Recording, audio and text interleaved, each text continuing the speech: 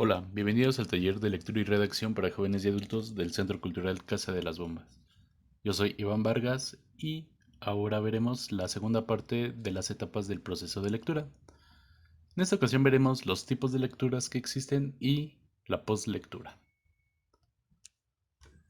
Tenemos la lectura mecánica. Es aquella donde se identifican los términos sin la necesidad de contar con el significado de ellos. Tenemos la lectura fonológica. A través de este tipo de lectura se perfecciona la pronunciación correcta de las vocales y consonantes, la modulación de la voz y demás. La lectura denotativa, esta clase de lectura se caracteriza porque a través de ella se lleva a cabo una comprensión literal de lo escrito, o se efectúa una descomposición del texto en piezas estructurales. Es decir, como se pueden dar cuenta, es un proceso progresivo de la comprensión. La lectura mecánica es leer por leer, sin comprender, sin nada. Tenemos la lectura fonológica. Aquí ya pronunciamos mejor las vocales, tenemos una mejor entonación, modulamos la voz. Esta es una lectura en voz alta para poder ver cómo leemos en voz alta y para ver nuestra dicción. Ahora, la lectura denotativa es comprender literalmente lo que se nos está presentando. Esto ya involucra el proceso de entendimiento, pero sin interpretar la información, es nada más entender de lleno lo que se nos presenta. Ahora bien, tenemos la lectura literal, se refiere a leer conforme a lo que dice el texto. Y existen dos niveles de lectura literal. La lectura literal de nivel primario. Aquí se hace hincapié en la información y datos explícitos del texto. Y la lectura literal en profundidad, en este tipo de subcategoría se enfoca en la comprensión de lo leído. Bien, ahora ya empezamos a comprender y a interpretar la información que se nos está presentando con la lectura literal. Tenemos la lectura rápida. Esta clase de lectura es aquella que se lleva a cabo seleccionando solo aquellos elementos que interesan al lector. Esta lectura rápida nos puede servir bastante cuando hacemos un trabajo por escrito y necesitamos recopilar fuentes. Como no nos es posible leer libros completos, es por ello que usamos la lectura rápida para identificar la información que nos puede servir o no de un libro o de un artículo académico. Ahora tenemos la lectura diagonal. Esta clase de lectura tiene la particularidad de que se realiza eligiendo ciertos fragmentos de un determinado texto, tales como los titulares, las palabras remarcadas con una tipografía diferente a la del resto, escogiendo aquellos elementos que acompañan al texto principal, los listados y demás.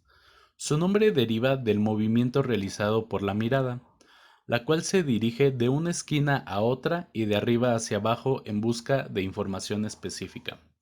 Esta lectura en diagonal la hacemos mucho cuando, por ejemplo, estamos navegando por internet o en Facebook y vemos un artículo que nos llama la atención. En primera vemos el título, no sé, los 10 mejores restaurantes de la Ciudad de México, por ejemplo.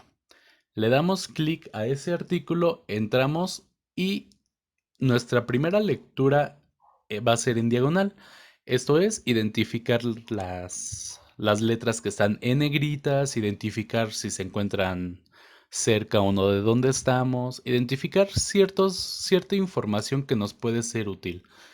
Con esto, para nosotros tomar la decisión de si leer el artículo completo o no. Bien, ahora de palabras o conceptos particulares de un texto. Y se lleva a cabo de la siguiente manera. El individuo imagina el término escrito con la fuente y el estilo del texto en que se encuentra, y a partir de ello moverá los ojos de manera veloz sobre el mismo en busca de dicho concepto.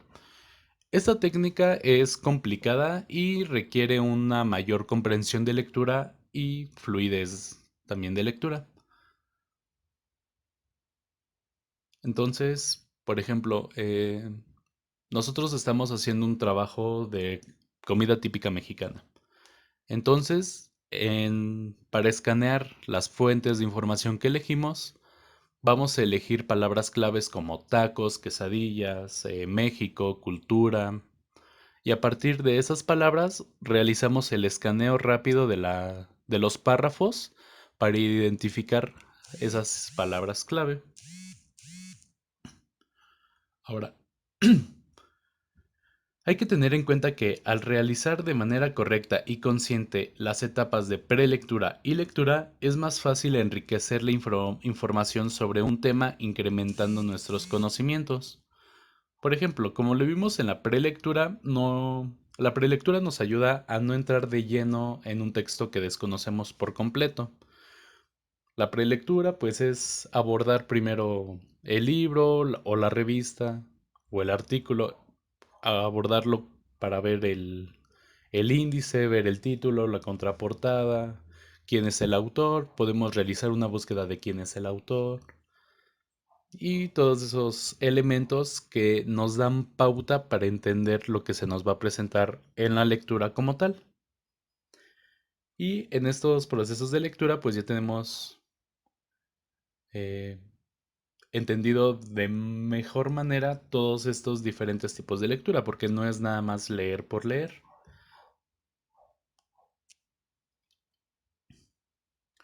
Bien, ahora veamos la poslectura.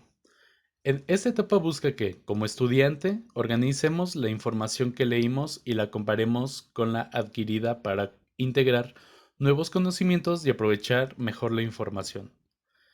Es valioso reconocer la utilidad de lo aprendido, puesto que servirá para dar mayor significado y aplicación en el proceso de aprendizaje. Para realizar esta etapa, puede llevar a cabo alguna de las siguientes actividades. Podemos hacer organizadores gráficos, tales como mapa mental, mapa conceptual, cuadro sinéptico y cuadro comparativo. Y dos, ilustraciones, periódico mural o collage. En esta etapa de postlectura ya interpretamos lo que entendimos de la información que se nos fue presentada a través de la lectura.